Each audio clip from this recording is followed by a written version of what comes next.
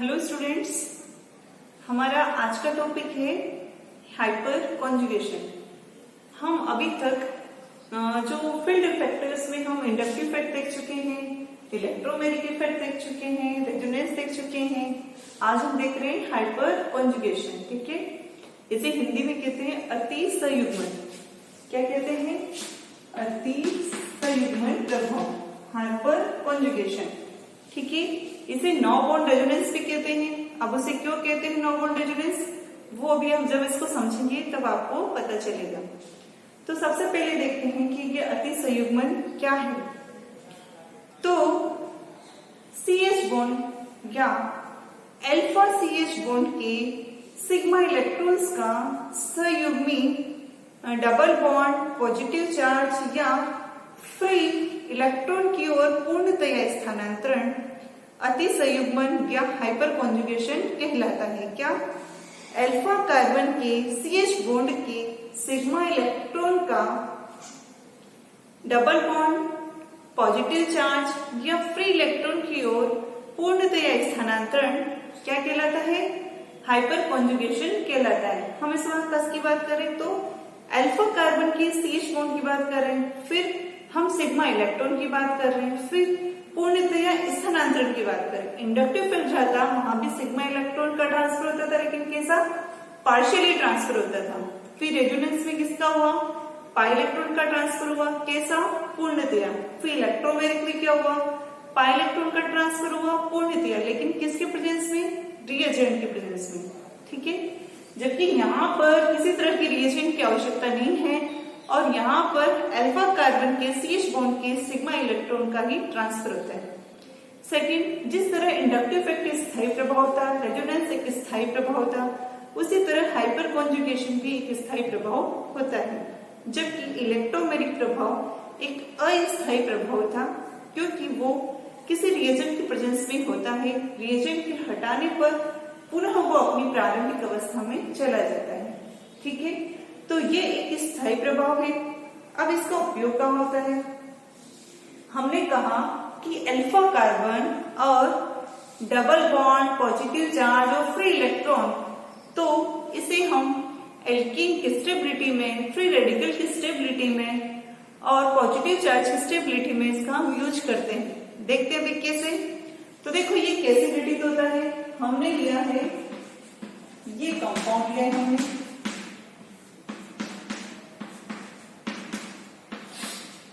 Alpha carbon किसे कहते हैं? किसी भी फंक्शनल ग्रुप से सीधे डायरेक्ट जुड़ा हुआ जो पहला कार्बन होता है उसे ही हम अल्फा कार्बन कहते हैं। जैसे हम यहाँ पर फंक्शनल ग्रुप की बात करें तो यहाँ पर फंक्शनल ग्रुप क्या है? ये द्विबंध है। तो इस द्विबंध से जुड़ा हुआ पहला कार्बन, डायरेक्ट जुड़ा हुआ कार्बन क्या कहलाता है? अल्फा कार्बन कहलाता है। तो ये कैसा कार्बन है? अल्फा कार्बन है। हम बात कर रहे हैं अल्फा कार्बन के CH बॉन्ड की, तो वो क्या है? ये अर्थात यहाँ 3 अल्फा हाइड्रोजन है। अल्फा हाइड्रोजन की संख्या कितनी है? यहाँ पर 3 है। ठीक है, अल्फा कार्बन से जुड़े हुए हाइड्रोजन क्या कहलाते हैं? अल्फा हाइड्रोजन कहलाते हैं। और अल्फा कार्बन वो कार्बन जो कि फंक्शनल ग्रुप से डायरेक्ट जुड़ा होता है। ठीक है, तो यहाँ से आपको ये पता चला कि यहाँ पर अल्फा हाइड्रोजन 3 है। अब इसमें हाइपर कॉन्जुगेशन कैसे संपन्न होता है देखते हैं। तो ये जो CH बॉन्ड है, इसका ये अल्फा हाइड्रोजन अपने इलेक्ट्रॉन को देकर यहाँ से बंध तोड़ देता है और ये बंध यहाँ शिफ्ट हो जाता है। यहाँ पर अगर ये बंध ऐसे ही रहता है तो कार्बन यहाँ कार्बन कितने संयोजन बना रहा है? 5, इसलिए यहाँ से यहाँ शिफ्ट हो जाता है। तो हमारे पास में कैसे स्ट्रक्चर बनेगी? इस तरह की स्ट्रक्चर हमारे पास में बनती है।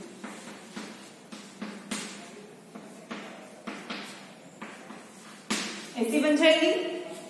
ये बॉन्ड यहाँ जाएगा तो यहाँ पाई बॉन्ड का निर्माण हो जाएगा। ये यहाँ जाएगा तो यहाँ पर ऋणावेश आ जाएगा। हाइड्रोजन अपने इलेक्ट्रॉन दे दिए हैं तो उसके पास कौन सा आवेश आ जाएगा? धनात्मक आवेश आ जाएगा। ये हाइड्रोजन यहाँ पर H+ के रूप में रहता है, लेकिन ये H+ के रूप में ही यहीं पर रहता है। ऐसा नहीं ये अणु से दूर चला जाएगा, ये इसी तरह से जुड़ा हुआ रहता है। ठीक है, तो यहाँ ये किससे शुरू हुआ? अट्रैक्शन फोर्स से जुड़ा हुआ है। तो इसीलिए इसे क्या कहते हैं? No bond resonance. क्या कहते हैं? Bond resonance. देखो यहाँ पर रेजोनेंस की तरह संपन्न हुआ, माना हम यहाँ सिग्मा इलेक्ट्रॉन यूज हुआ, पाई इलेक्ट्रॉन काम में आते हैं, लेकिन वही यहाँ पर भी पाई बॉन्ड का निर्माण हो गया, फिर पाई बॉन्ड की शिफ्टिंग हो गई, तो एक तरह से रेजोनेंस संपन्न हो रहा है। और देखो यहाँ H+ और कार्बन के बीच में कोई बॉन्ड नहीं है, ठीक है, इसीलिए इसमें क्या कहते हैं, नो बॉन्ड रेजोनेंस, ठीक है, कोई बंध ना होते हुए भी रेजोनेंस संपन्न हो रहा है, इसलिए इसे कहते हैं नो बॉन्ड रेजोनेंस। तो इस तरह जिसे ये अल्फा कार्बन, पहला अल्फा कार्बन ने इस तरह का हाइपर कॉन्जुगेशन दर्शाया, वैसे ही ये भी दर्शाएगा। तो देखो हमें एक और जो स्ट्रक्चर मिलेगी वो कैसे मिलेगी,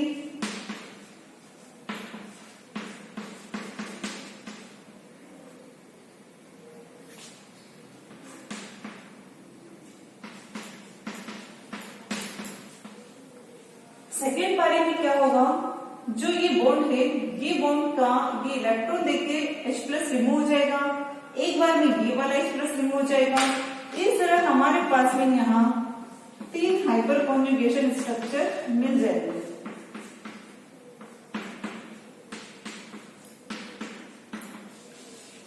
ठीक है, इस तरह यहाँ हाइपर कॉन्जुगेशन संपन्न होता है। ये तो हुआ किसमें, एल्कीन में। अब हम देखते हैं कि कार्बोकेटाइन और फ्री रेडिकल में किस तरह से ये संपन्न होता है। तो देखिए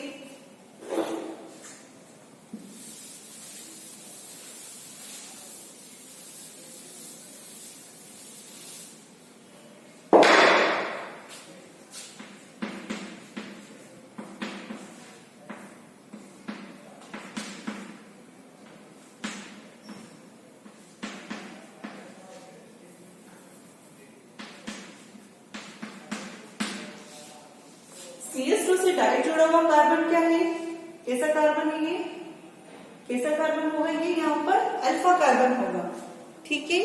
और इस अल्फा कार्बन से किस तरह से संपन्न होगा, तो देखो ये अल्फा कार्बन है, अल्फा हाइड्रोजन, ये बॉन्ड यहाँ चला जाएगा और क्या रिमूव हो जाएगा, यहाँ से H+ है वो हट जाएगा। जब ये बॉन्ड यहाँ आएगा तो ये चार्ज लेकर आया तो ये पॉजिटिव चार्ज क्या हो जाएगा, न्यूट्रल हो जाएगा और हमें किस तरह की स्ट्रक्चर मिल जाएगी।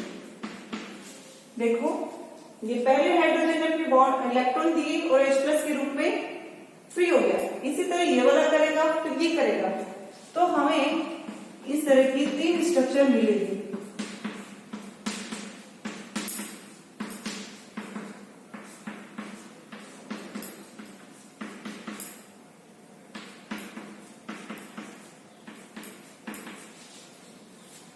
समझ में एक बात, ये हुआ कार्बोकेटाइन में हाइपर कॉन्जुगेशन। अब हम फ्री रेडिकल है उसमें हाइपर कॉन्जुगेशन को देखते हैं। देखिए कैसे होगा,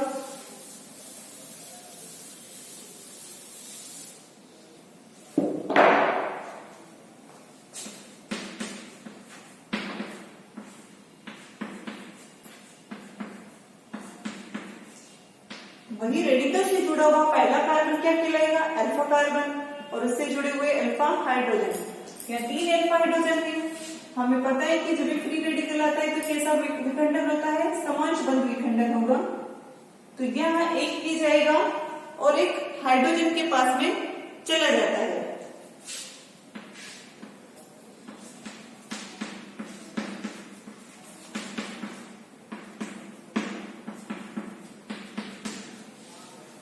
ठीक है, यहाँ भी देखो कि ये कैसा है, नो बॉन्ड रेजोनेंस यहाँ पर संपन्न हो रहा है।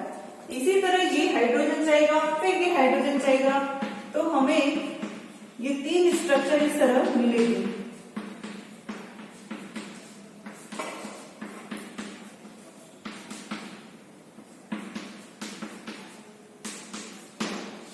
ठीक है, तो देखो जो इसमें संयुग्मन में भाग लेगा वो कोई बॉन्ड के द्वारा कंपाउंड से नहीं जुड़ा हुआ होता है। ठीक है, तो इस तरह आपने देखा कि एल्कीन में, कार्बोकेटाइन में और फ्री का इलेक्ट्रॉन किस तरह से अति संयुग्मन दर्शाता है। अब इसकी एप्लीकेशंस क्या है कि ये हाइपर कॉन्जुगेशन कहाँ उपयोगी होता है, तो इसको हम देखते हैं।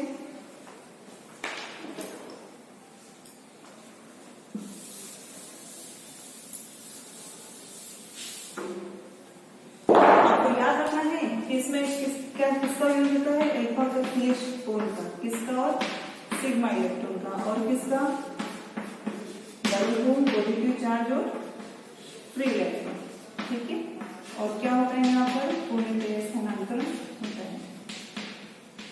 ये की पॉइंट्स इसके आपको याद रखना है। ठीक है, अब हम देखते हैं इसकी एप्लीकेशंस।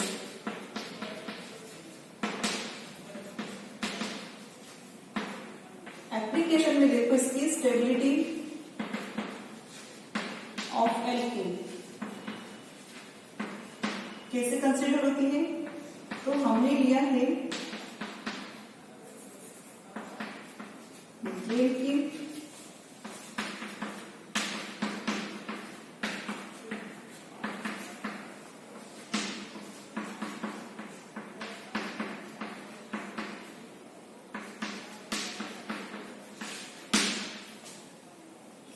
देखिए, हमने यहाँ पर 3 एल्कीन ली है कि यहाँ पर आपको कोई अल्फा हाइड्रोजन कार्बन दिखाई दे रहा है, नहीं दिखाई दे रहा है। तो यहाँ पर जो अल्फा हाइड्रोजन की संख्या कितनी है, 0। यहाँ पर अल्फा कार्बन कितना है, 1। उससे जुड़े हाइड्रोजन कितने, 3। तो अल्फा हाइड्रोजन कितने हैं, 3। यहाँ पर अल्फा हाइड्रोजन कितने हैं, 6। अल्फा ये रहा, अल्फा ये रहा, और उससे जुड़े 3 3 तो 6। और एक और स्ट्रक्चर देखिए,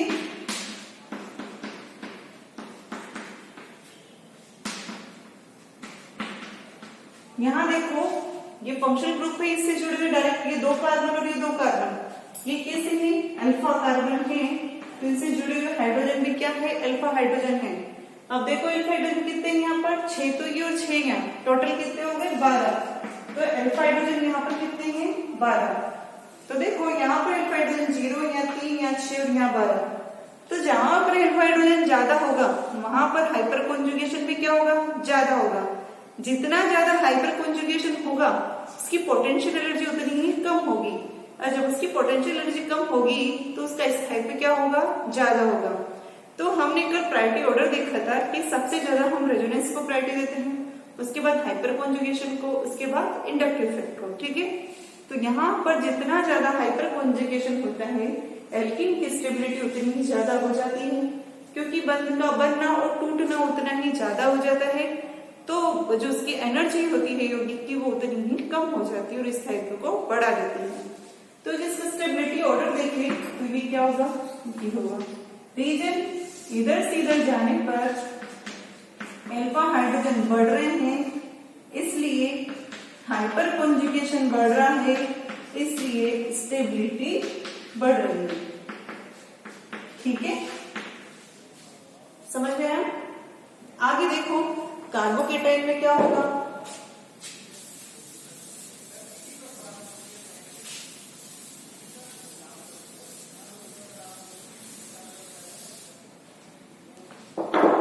तो देखो जो कार्बोकेटाइन है उसकी स्टेबिलिटी हम देखते हैं।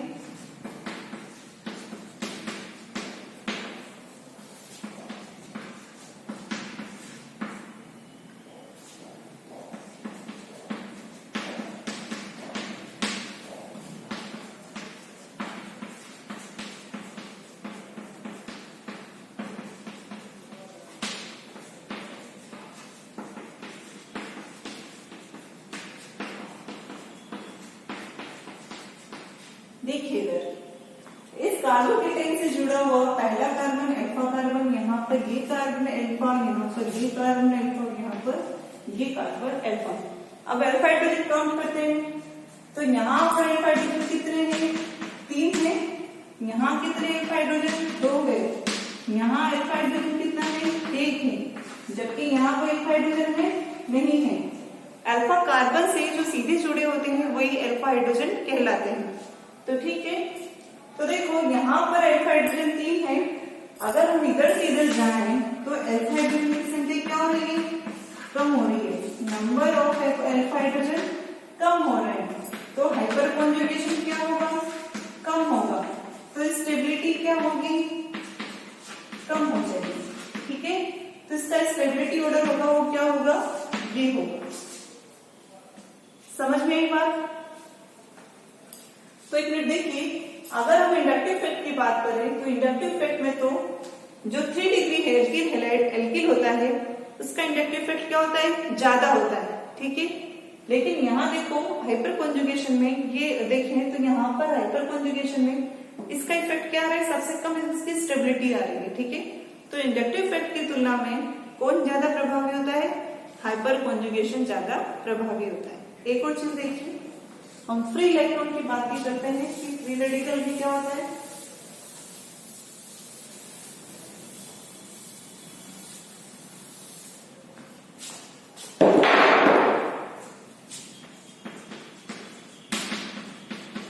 उसमें भी वही सेम चीज होगी, जहां हमने कार्बोकेटाइन का यूज किया है वहां हम किसका यूज कर लेंगे,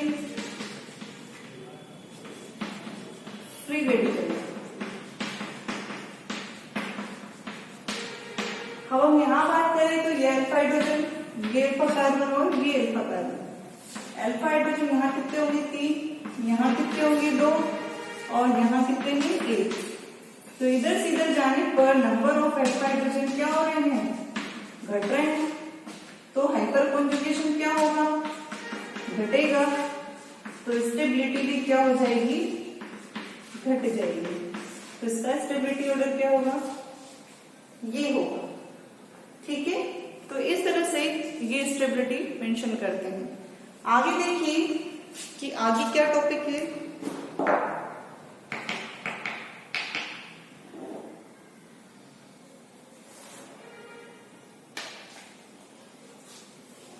अगर हम एक और उदाहरण लेते हैं, देखो कैसा,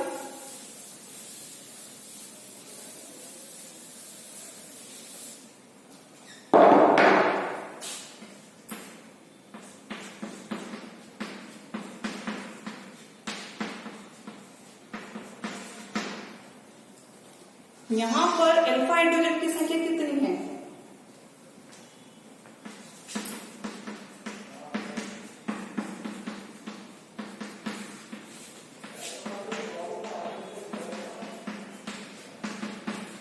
देखो यहाँ पर अल्फा कार्बन, ये भी अल्फा है, ये भी अल्फा है, ये भी अल्फा है। यहाँ ये अल्फा, ये अल्फा, यहाँ ये अल्फा। यहाँ अल्फा हाइड्रोजन कितने हैं 3, यहाँ कितने हैं 6, जबकि यहाँ अल्फा हाइड्रोजन कितने हैं 12, सॉरी 9। ठीक है, कितने अल्फा हाइड्रोजन है यहाँ पर 9।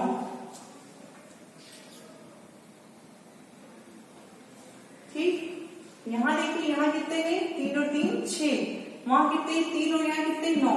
तो यहाँ पर अल्फा हाइड्रोजन ज्यादा है तो यहाँ पर हाइपर कॉन्जुगेशन भी क्या होगा, ज्यादा होगा। तो इसकी स्टेबिलिटी ज्यादा, फिर इसकी स्टेबिलिटी, फिर इसकी स्टेबिलिटी। इंडक्टिव इफेक्ट में हम ये देखते हैं कि 3 डिग्री की स्टेबिलिटी ज्यादा होती है, फिर 2 डिग्री की होती है, फिर 1 डिग्री कार्बोकेटाइन की स्टेबिलिटी होती है। ऐसा इंडक्टिव में क्यों देखते हैं, क्योंकि यहाँ 3 CH3 का प्लस साइड इफेक्ट है, यहाँ 2 CH3 का प्लस साइड इफेक्ट है, जबकि यहाँ 1 CH3 का प्लस साइड इफेक्ट है। और जो प्लस साइड इफेक्ट होता है वो कार्बोकेटाइन की स्टेबिलिटी के डायरेक्टली प्रोपोर्शनल होता है।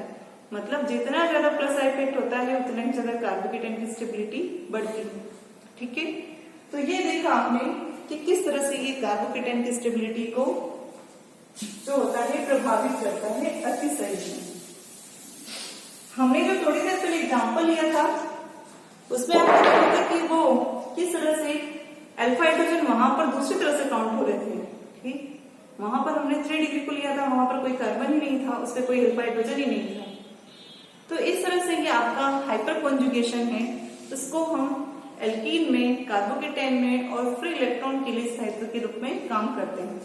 एक और चीज देखिए, ये है बेंजीन।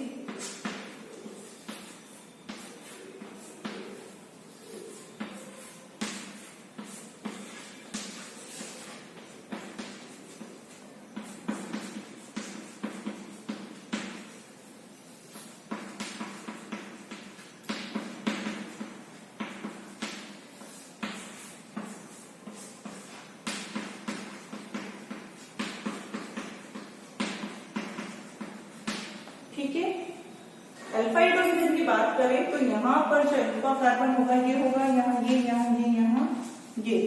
यहाँ पर अल्फा हाइड्रोजन की बात करें तो कितने हैं 3, यहाँ 2, यहाँ 1 और यहाँ 0। तो हाइपर कॉन्जुगेशन की बात करें तो इधर से इधर जाने पर अल्फा हाइड्रोजन कम हो रहे हैं, कम हो रहे हैं, तो हाइपर कॉन्जुगेशन क्या होगा, कम होगा, ये तो हमें पता है। लेकिन अगर हम इंडक्टिव की बात करें तो 3 डिग्री का प्लस आई इफेक्ट है वो यहाँ पर सबसे ज्यादा है और यहाँ पर प्लस आई इफेक्ट सबसे कम है। ठीक है, तो जो प्लस आई इफेक्ट है उसका मतलब क्या होता है, इलेक्ट्रॉन को देना। तो ये यहाँ देगा तो ये इस पर जो इलेक्ट्रॉन डेंसिटी है वो बढ़ा रहा है, ये वाला। इंडक्टिव की देखिए तो ये सबसे ज्यादा इलेक्ट्रॉन डेंसिटी बढ़ाएगा। लेकिन अगर हम हाइपर कंजुगेशन की देखें तो यहाँ 3 अल्फा हाइड्रोजन है, यहाँ तो क्या होगा, यहाँ पर 3 अल्फा हाइड्रोजन का 3 बार हाइपर कंजुगेशन होगा। और हाइपर कंजुगेशन होगा तो हमें पता है कि जिस तरह से ये बॉन्ड यहाँ शिफ्ट होगा तो यहाँ शिफ्ट होगा, तो यहाँ नेगेटिव चार्ज बढ़ेगा, मतलब इलेक्ट्रॉन डेंसिटी बढ़ेगी। तो हमें पता है कि इंडक्टिव इफेक्ट की तुलना में ये उल्टा काम कर रहा है यहाँ पर, क्योंकि हाइपर कंजुगेशन ज्यादा प्रभावी है। तो अगर हम इधर से इधर जाएं तो हाइपर कंजुगेशन के अकॉर्डिंग यहाँ पर इलेक्ट्रॉन डेंसिटी कम बढ़ेगी इसकी तुलना में। ठीक है, इसकी तुलना में वहां कम बढ़ेगी। जब इलेक्ट्रॉन डेंसिटी कम होगी तो बेंजीन की जो ESR रिएक्शन है उसकी प्रति रिएक्टिविटी भी क्या हो जाएगी, कम हो जाएगी। तो अगर हम इधर बात करें तो रिएक्टिविटी टुवर्ड्स ESR क्या हो जाएगी, घट जाएगी, क्योंकि ESR के लिए इलेक्ट्रॉन डेंसिटी जितनी ज्यादा अधिक होगी इलेक्ट्रोफाइल उतना ही इजीली अटैक करेगा और ESR उतनी ही तेजी से संपन्न होगी। तो इस तरह से ESR को बेंजीन की रिएक्टिविटी को भी हाइपर कंजुगेशन इफेक्ट प्रभावित करता है। ठीक है, तो ये देखा आपने हाइपर कंजुगेशन और इसी के साथ में ये हाइपर कंजुगेशन इफेक्ट कंप्लीट होता है। Thank you.